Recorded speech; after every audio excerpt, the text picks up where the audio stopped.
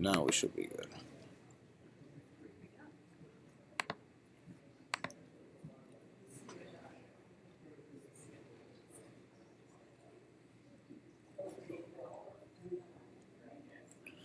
That was weird.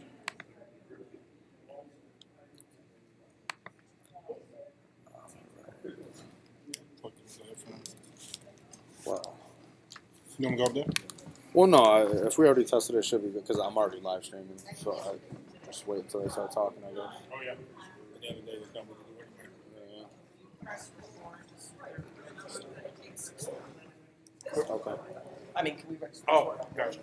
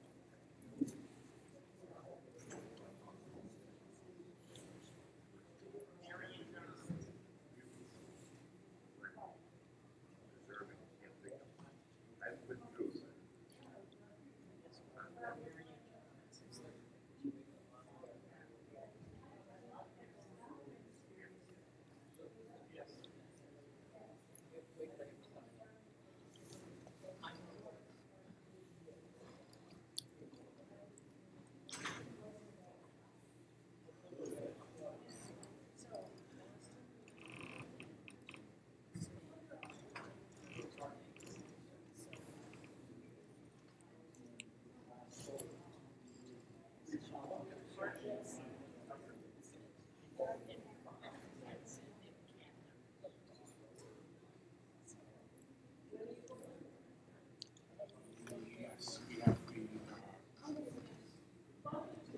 budget forms. We're streaming? Yeah.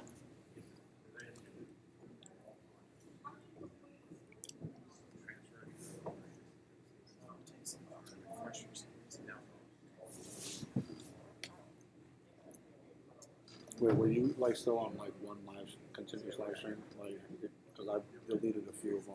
We went live a few times. Oh, okay. Oh.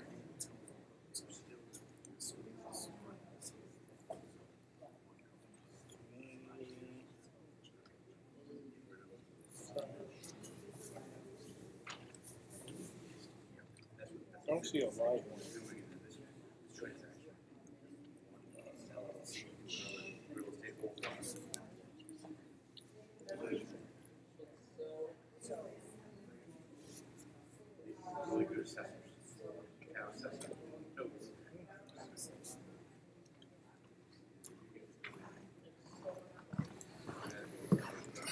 We're not seeing it live.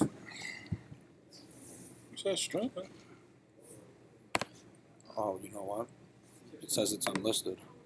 Oh. What, who? Like, what is going on with this? Wait, I don't know how it. I don't know how it. Yeah. Should pop up now. It was unlisted. Hopefully.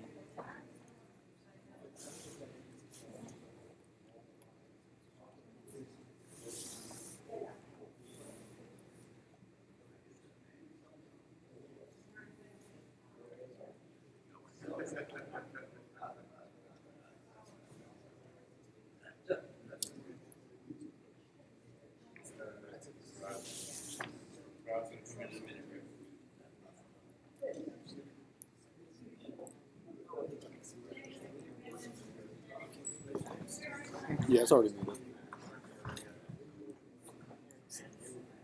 Oh, that's the mic on the camera. Yeah. Let me mute that. Hold on.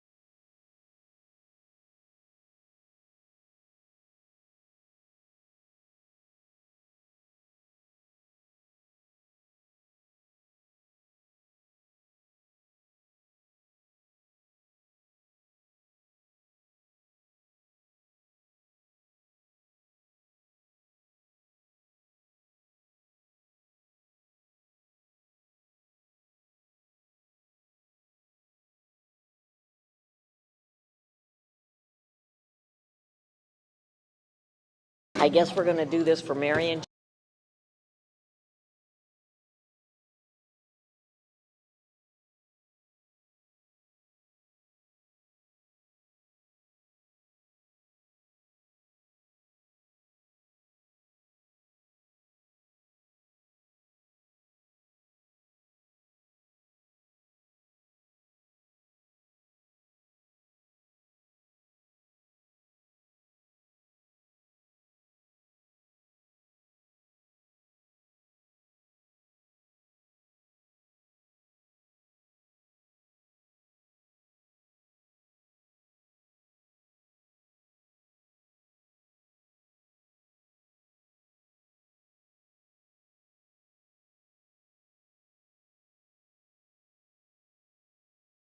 Do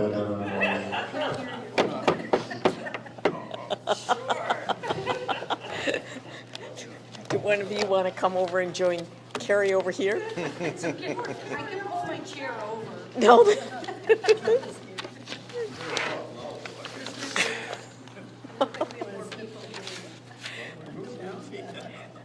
Win TV is taping this, so we'll do the whole 9 yards.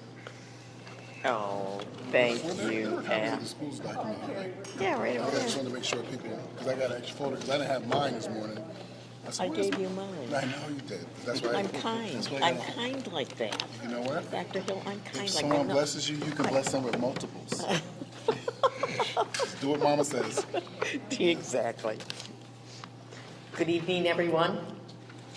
This is the second budget forum. We had one this morning. And there will be one more tomorrow at 3:30 Windsor Avenue at 6:30 at the community center. Please spread the word. Now, the budget forums are nonpartisan events intended to present information on the town budget. Presenters will be the town manager and the superintendent of schools. I am the moderator, Agnes Peer, and I will officiate, and I will also do timing if that's necessary. Questions from the audience are encouraged. These are the following ground rules. Questions may be submitted in writing or asked personally. The moderator will recognize the person speaking and may restate the question as necessary. A person may ask one question at a time until all others have had the opportunity to ask. 1 minute is allowed for each question to be asked. Time limits will be observed. Attendees are expected to act in a respectful manner. The moderator will have the responsibility for enforcing time limits. The audience may ask questions, but statements from the audiences are not permitted in this format. In order for everyone to hear the questions and answers, please refrain from having conversations in the audience, and if necessary, please just step outside. Thank you very much. So to begin with, who would like to begin? Dr. Hill sounds like looks like he's I ready to keep go. losing that coin toss, so it's okay. It's okay. It's all right. It's Yeah, just you're me. good. We're gonna keep that same flow. It worked the first time, right? Yeah. It's like going on a road for a concert. Like I'm opening the show. Yeah, exactly. So how are we doing this evening? Welcome. I'm Dr. Terrell Hill, Superintendent of Schools, and I'm just going to give you a high-level overview of how we got to where we got to in regards to the school's budget. Each year, this is my third one now with the budget as superintendent, I share that I first and foremost start off trying to not touch anything near the student, or in other words, I find cuts or savings as far away from the student as possible. It's not always possible to completely do that, but that's my endeavor when I start the budgeting process with my business manager, Ms. Batchelder. This morning I was asked, what does that mean? So I'll just explain right now. That means, so I try not to touch teachers or touch anything that's directly related to student classroom instruction. So the equipment they need in the classroom, supplies in the classroom that are pertinent to high quality instruction. So that's what I mean. I try to do things as far away from the student as possible. As we can see, you see on the document here the average percentage that's been asked for over the last 5 years. And this year, you see that we definitely have a higher number. I can tell you that that number has come about because of the increases in pretty much everything, as we've seen it in our personal homes, in our lives. Everything has gone up, inflation has gone up. I don't blame everything on the pandemic anymore. I have moved beyond the pandemic. I told my staff at the start of the school year, we are not operating in a pandemic environment. COVID is going to be COVID and do what it does, but we have to keep functioning and moving forward. Also, I share that I want you to know I live here in the town, so doing this budget, it's very personal to me. It's not just doing a budget as a superintendent for some folks that live somewhere that I work, and then I get to go home to my town and live a different life. Whatever I propose impacts you, impacts me. I do have a wife that pays the bills, and I have to answer to her if something changes. And although I can tell about 800 people what to do, most of them, during the day, I can't tell that one what to do. I haven't figured it out yet. I'm still working on that. I do tell her I am the boss, and she just looks at me, and I don't work for you, boy. I'm like, okay, you're right, ma'am. So we just leave that alone. And Peter, as nice as I am to him, he has refused to give me a superintendent's discount on anything in town, taxes or anything else. I really had to explain to a new snow person last winter, not this one, the previous one, that as a superintendent of schools, I have no one who plows my driveway. He thought that was a perk as a superintendent, and I'm like, they don't. He said, that's a shame that they don't do your driveway. I said, isn't it? But, so I pay him. So just wanted to be real clear, set the ground levels, right? I get no hookups. So I got to show up to work to get paid. So then I look at what does it cost just to do business as usual. So we go from one school year to the next. So July 1st starts our new fiscal year. And for us 12-month employees in the district, it's our new school year. I just need to open the doors, turn the lights on, run all my schools, and pay staff, take care of business. What does that cost us? So for all 6 contracts, teachers, administrators, custodians, maintenance, food service, safety monitors, the nurses, and the admin staff, the administrative assistant staff, for all 6 contracts, that's a cost. There's a cost there. So no one has a contract that reduces their pay year over year. And also the contracts that we have for pertinent software, so like our student data system, that's something that we have to pay for each year, and medical costs, for benefits, transportation, fuel costs. So those costs are what we have to pay. We can't choose to not pay them. And so just putting all that together and just rolling things over, what's the cost of doing business? And that number was well over 6% this year. I know that you guys are really nice to me in town. Everyone smiles at me at Dom's, but no one wants to see 6% in front of them. So we know we have to start doing cutting. And so that's what Ms. Batchelder and myself, that's what we started doing in October when we start the budgeting process. And so we started to cut, again, as far away from the student as possible. And we cut in areas. So I did end up cutting some staff, I had to. But we started cutting technology. That's a big piece of our budget. And my technology people are not happy with me right now, the IT department, because I cut some pet projects, I call them. And it's funny that Ms. Cannoni's here tonight. I'm glad she does love me, and she knows that I love her. So one of the examples I gave this morning is like a software that a few folks use, and I'm like, well, we don't really need that for the whole district. So I know that Ms. Cannoni has grown fond of being Gigi the Penguin. So we promised that we're going to buy her a new costume of whatever creature is the mascot for the new software. But we are retiring Gigi the Penguin and ST Math, that is the specific name of the program that students use. We figure we could do something better. And so, I'm sorry, Carrie, just pour a little bit out for Gigi right there. So those, in other software, so every $5,000 or $8,000 that we can save, and sometimes, $15,000, $20,000, in savings, we look for that. And in the IT area, software adds up really quickly. And a little secret, if you don't know, no software company keeps their price the same.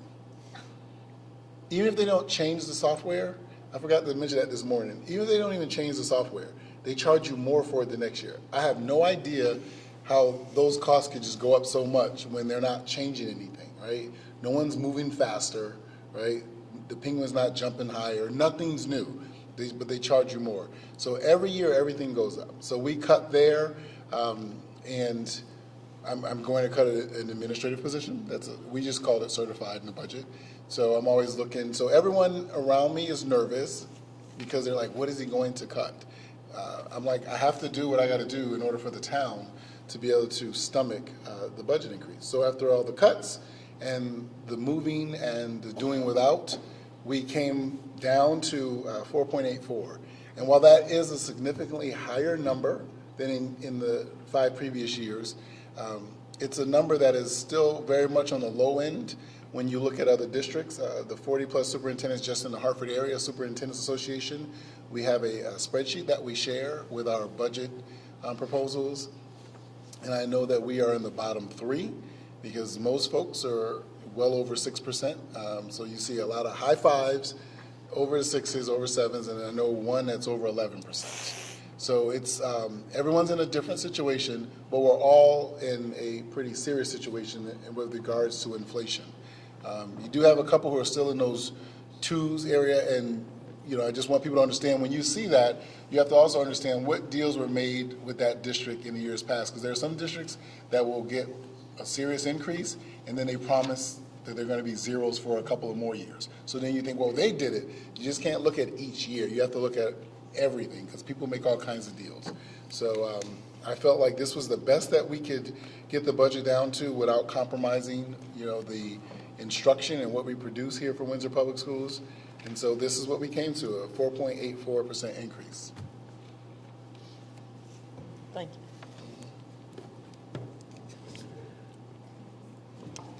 Peter, do you want to? Absolutely, absolutely. Thank you, folks. It's great to be with you this evening.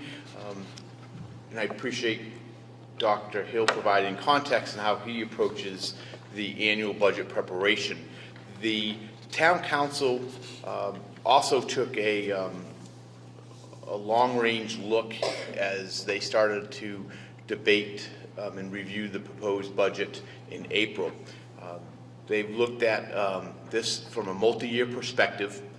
We all know that property revaluation, which is mandated by the state of Connecticut, is going to occur this calendar year and will go into place from a year from now. And so some of the items that you see within the budget are predicated with that in mind. And so we have continued to see upward pressures in terms of costs, not dissimilar to what each of us have seen in our own personal homes in personal budgets as well. So there also is a demand in terms of services. We've seen increases in our ambulance calls, emergency medical calls. Our Public Works Department now is responsible for, over the last 2 or 3 years, taking on over 6 miles of new roadways in town. The workload in departments such as Human Services and Social Services has increased. We are now again seeing seniors return to this programming at the senior center, which is fantastic. We're seeing increased numbers at the library, both libraries, the main library and at the Wilson branch. So those are fantastic that folks are coming out of what has been a tough 3 years as a community. But that does bring some costs. And so within the budget, there are a number of new positions to attempt to address those demands. We've added monies for to support our volunteer fire department. For those that may have forgotten, our fire department is 100% volunteer, and that is quite the statement to make with a community of 30,000 population and all the different variety of industrial, commercial, and residential properties that we have in town. And so there's monies for the volunteer fire department for recruitment and retention efforts. There is approximately a $500,000 contribution to the Windsor EMS. So town does not provide those services directly. We have an arrangement with the not-for-profit organization, Windsor EMS. And so the town council, staff has brought to them the concerns relative to providing EMS services on a consistent basis. It's a challenge that is happening across the country, not just here in Windsor. And so there's monies to assist to stabilize and actually hopefully add a second and at times a third ambulance during the course of peak times. The budget includes a maintainer within the Public Works Department to help meet some of those growing demands. It also includes a emergency 911 dispatcher. So that would bring us up to staffing levels to allow to have 2 dispatchers on duty for each of 24 hours a day for each of the shifts. And so we're hopeful that that will, again, provide that stability, not only for call taking, but also for the other dispatchers. That is probably one of the most stressful jobs that you could have, and to be able to provide backup and support for those dispatchers by having additional resources is the goal. We also include within the budget approximately $300,000 to go towards housing rehabilitation program. The town has historically gotten monies, actually federal dollars through the state to have a housing rehabilitation program for low and moderate income households. Unfortunately for us, the state of Connecticut has shifted the priorities away from single-family rehabilitation program to assist in public housing programs. And so this program we've had in place for well over 20 years now. It's a fantastic program. It helps to preserve our affordable housing in our neighborhoods. It helps to make sure that those homes do not deteriorate and become a blight in our neighborhoods. And so town council has seen it fit to include approximately $300,000 in the budget. Hopefully over the next 2 or 3 years, the state will shift their priority back to that program. We'll be able to get grant funds in a couple of years. The budget also includes approximately $1 million in one-time expenditures. And the goal of including the $1 million is to provide funding, knowing that the fiscal year 2025 budget, a year from now, is going to be a challenging budget with property revaluation. And so by having $1 million built into the FY24 budget, which will not be specifically needed for continuing programs, that provides so-called capacity or flexibility when the town council starts to prepare the 2025 fiscal year budget. And the town council is able to do this because we've had notable grand list growth, economic development growth. So that has provided the opportunity to do a whole host of capital projects, both for the schools and the general government. And as well as to add resources in some strategic areas that I noted, while increasing the mill rate at 1%. Over the last 15 years, on an average, year over year, the tax mill rate has changed, not including revaluation years, but for non-revaluation years, it's averaged at approximately 2%. And so some years it's been, maybe we've had a 3.25%. Other years we've had no increase whatsoever in our mill rate. So I appreciate the town council taking the time to look at this from a multi-year perspective. I believe it will help us next year, but I want to caution everyone that property revaluation 1 year from now is there's going to be some difficult choices in terms of service priorities, and how do we work as a community to choose what those priorities are and to preserve as many services as we possibly can. And I believe the budget for FY24 helps to set us up for some good choices in 25. And so with that, I'm going to turn it back to Agnes and we can take questions. Thank you, Peter. Thank you, Dr. Hill. We will now take questions. Any questions from the audience? Al? Peter, I know it's the smallest item in the budget, but what is the town doing for the Great Pond Improvement District? So Great Pond Improvement District is, for those that don't recall, that is a special taxing district, and to facilitate and assist the redevelopment of the former combustion engineering property at the west end of Day Hill Road. And so the arrangement that the town council approved approximately 10 years ago or so now, can't believe it's been 10 years, the 50% or half of the tax revenue that is generated by the economic development within the district, which is essentially the old combustion campus, is returned to the town's general fund, and the remaining 50% is provided to the improvement district to pay for the public infrastructure. It's not paying for the private infrastructure. It's paying for the roads, the multi-use paths in the development, the water and sewer lines, to facilitate that economic development that's occurring there. And if you haven't been taking a ride out there recently, it certainly is changing the landscape. There's over 230 residential apartments. They're building a industrial road to serve approximately 80 acres of industrial, about 140 acres of industrial land. Then there's room for additional development and growth over the course of the next 5, perhaps 10 years. And so certainly was in my estimation, a good move for the Town Planning and Zoning Commission to make that a number of years ago, to make it a mixed-use development. And so that's where you see the increase, and the increase year over year is because of that new economic development growth in private investment in that particular district. Another question? Any other questions? Marilyn? I have a question for Dr. Gill. On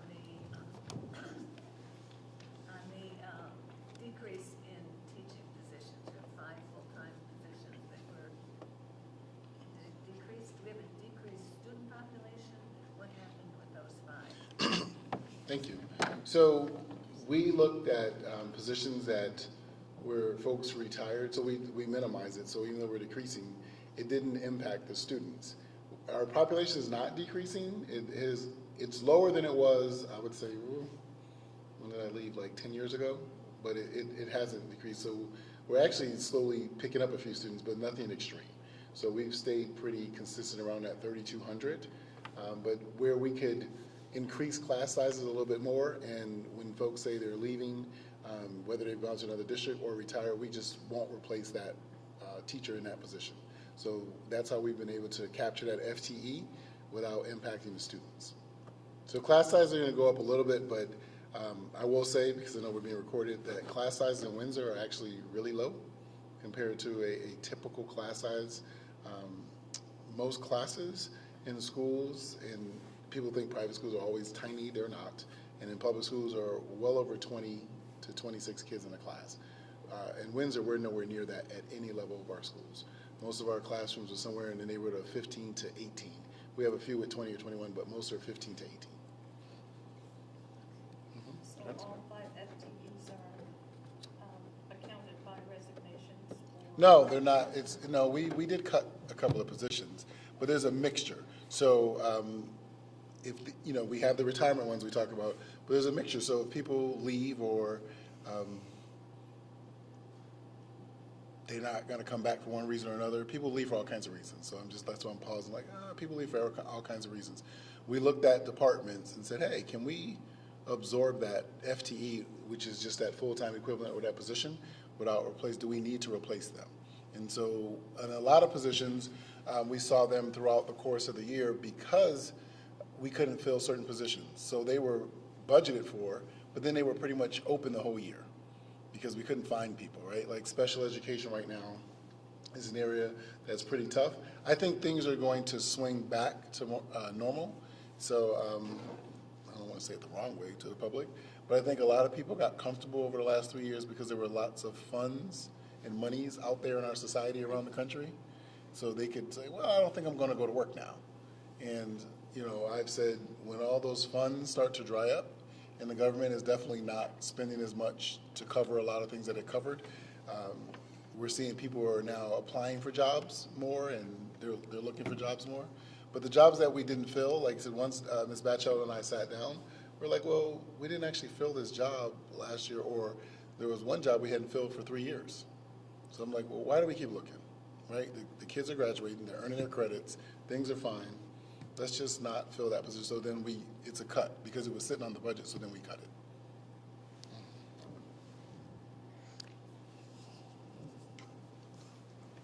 Can I ask, of that, was there any actual body that was cut? You mean like someone told to go?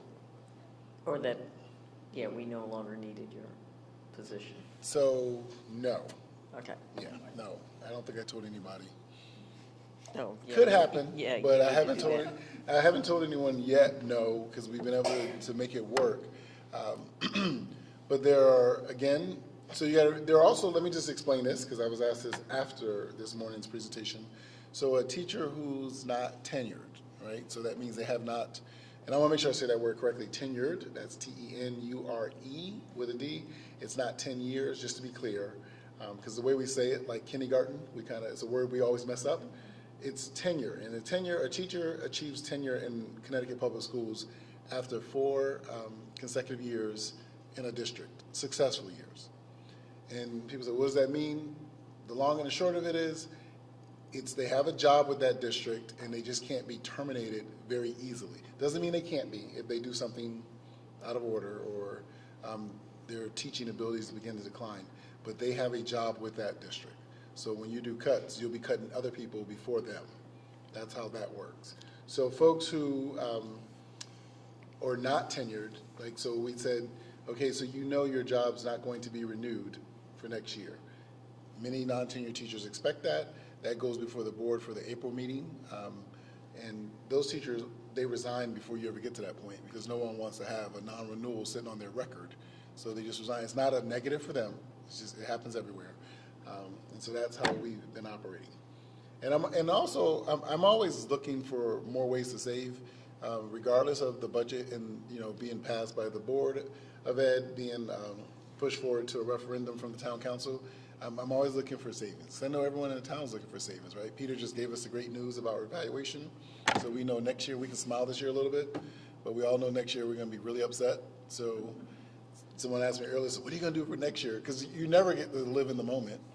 I'm already thinking. I have a whole spreadsheet with Ms. Batchelder that has a whole lot of red blocks. So it's contingencies. If people come back to me and say, I want you to cut down. So I'm always preparing for that. It's just the hard part of life. And we're always looking at what we have and what we don't have. I tell the administrators, don't get too comfortable until the town votes. You can breathe after next week if the town votes accordingly, but you never know what's going to happen. So don't get comfortable. And the folks who, I look at positions and we may decide we don't need that position, or sometimes we can I tell people we can subsume one position into another. So I come from a business background first, so I'm more about the value added. If I can get one person to do two things, then why do I need two people?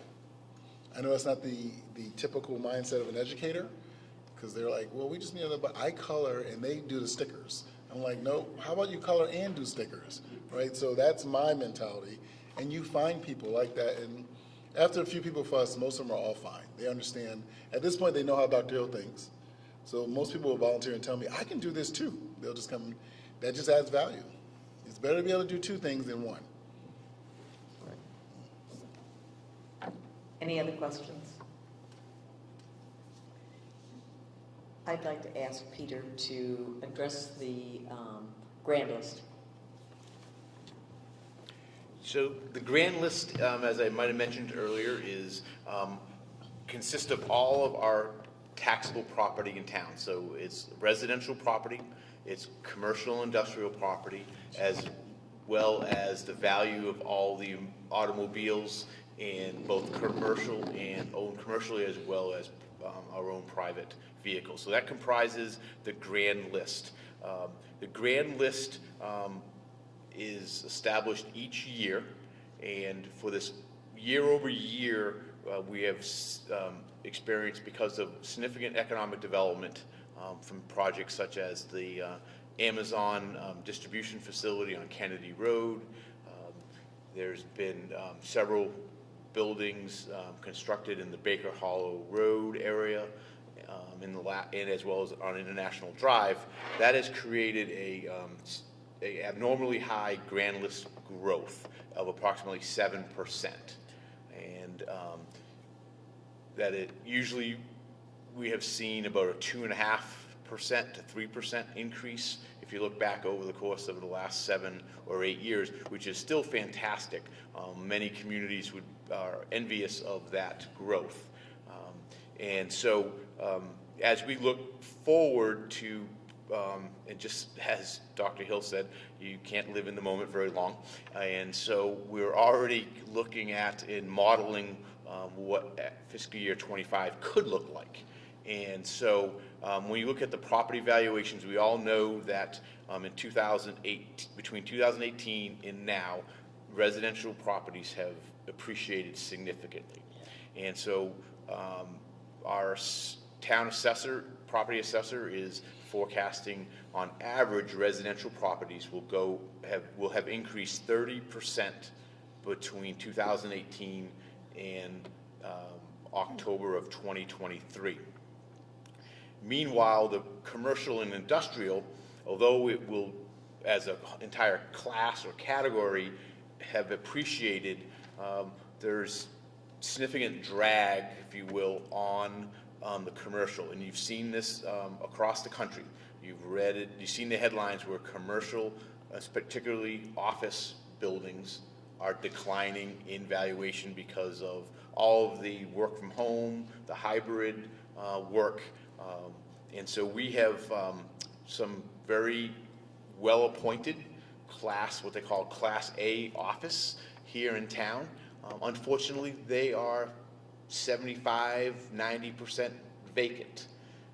So when those get reassessed over the course of the summer into the fall, their value is going to drop significantly. And so thankfully we have a diverse tax base in Windsor. You've heard me talk about that over the years. And so we will not be hurt as badly. We will be hurt, there's no doubt about that. Other communities that don't have that diversity in their tax base will see, could potentially, when they do their revaluation, could be seeing significant declines. So all said and done, when you have if your home appreciates 30%, there's not a heck of a lot the town council can do to mitigate that large percentage increase. And so that is, often you'll hear us talk about the shift in tax burden. And so right now, when you look at our grand list, it's about 50-50. So 50% of the grand list is related to non-residential properties, and 50% of it is related to to our residential properties. That is going to change, and it's going to be much more, I'm going to say at least 60% will be residential. That's my early forecast. 60%, maybe 65% will be towards residential, and then the balance will be commercial. So that's part of that dynamic that will be happening, and I am hopeful that that over time they'll see more of the pendulum will swing more to the middle in terms of work from home and hybrid. But I think it's going to take a significant amount of years to be able to see those values of those the Voya and the Hartford Life buildings to increase. Well, the positive part of it, those are well-appointed buildings. They can be divided into multiple tenants. It's some of the older commercial properties or office properties in town are probably not going to be able to bounce back. Because if you can go into a Class A office that has been maintained well and it's only 10 or 12 years old, and you are able to get that at $12 a square foot for your lease versus 16 or 18 like you were 5 years ago, you're going to go there versus going to pay $9 or $10 into a property that's 30 years old and hasn't seen a lot of tender loving care. So that there's going to be different dynamics, and I know that's a long answer to your question, but it certainly is dynamics that we will be trying to sort through over the course of the next 12 months or so. Thank you. That was a really good explanation. Thank you. Thank you. Anybody else have any questions, comments?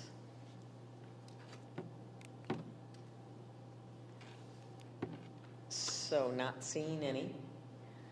Do you have anything to say at the end? We'll begin with you. Peter, not just you, Peter. Well, Agnes, we've known each other for a lot of years, so you is perfectly fine. The budget, I believe, that the town council's put forth to the voters, I believe, is a responsible budget. I think as I mentioned earlier, they've taken a little bit of a longer view. They've added resources to the budget where I believe on the town side they need to be added. We have not added a lot of positions over the course of the last 5 to 6 years, and as I noted earlier, if those positions are not added in this fiscal year, the challenge of the next 2 or 3 years is going to be difficult. The town council also looked at how they could provide relief to certain segments of our community, and so they have increased the value for senior tax relief. So there's a program that is based upon income, and so seniors over 65 or persons that are disabled can qualify for some tax relief, and it's based upon income. So they've increased that dollar value compared to a year ago. They're also in the process of increasing the value for military veterans tax relief as well.